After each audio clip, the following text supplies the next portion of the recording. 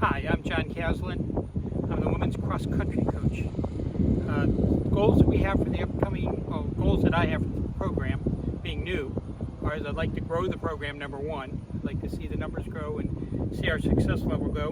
And number two is at some point this pandemic will be over, and I'm certainly looking forward to getting together with the team and getting them started. I would say long term, my long-term goal would be is to eventually find that one student athlete that would come in that would qualify to nationals and possibly start a cross-country invitational here on campus.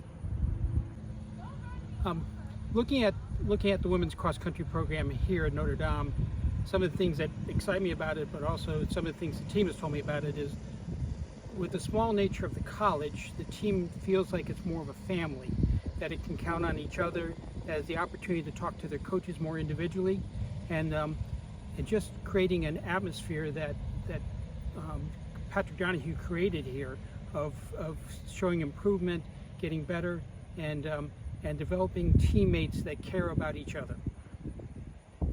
Two things for me that stand out about Notre Dame are I had watched the women's cross-country program grow under Coach Donahue and liked what he was doing, and actually had a conversation with Coach Patrick a couple of years ago about what I would do when I retire, and one of our conversations was about coming to Notre Dame and working with the women here.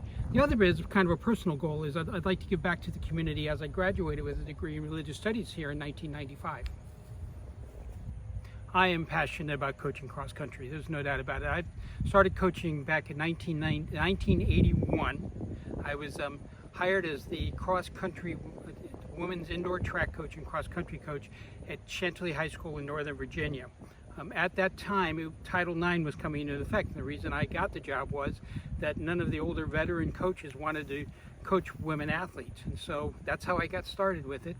I went on to a great 8 or 9 years there at Chantilly, actually coached a couple high school All-Americans and had a couple nationally ranked relay teams, had a good time. And I was also at that point working in Catholic youth ministry. And so I took a job, I left coaching at that point to take a job here in the Archdiocese of Baltimore, working in the youth ministry office there.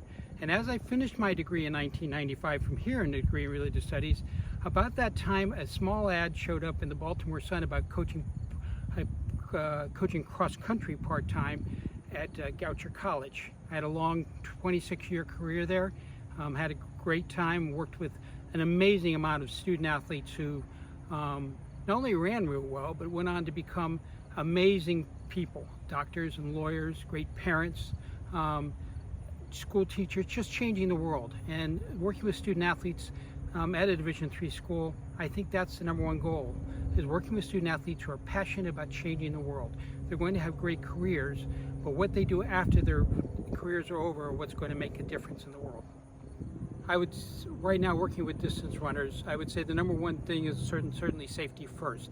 We'll get through this pandemic, and what we hope to do is have student athletes that have continued their training in a safe way. As working with distance runners, that certainly is making sure that you're building your miles safely, and that you'll be able to come back, because sometime in February, hopefully, we'll have a cross-country season.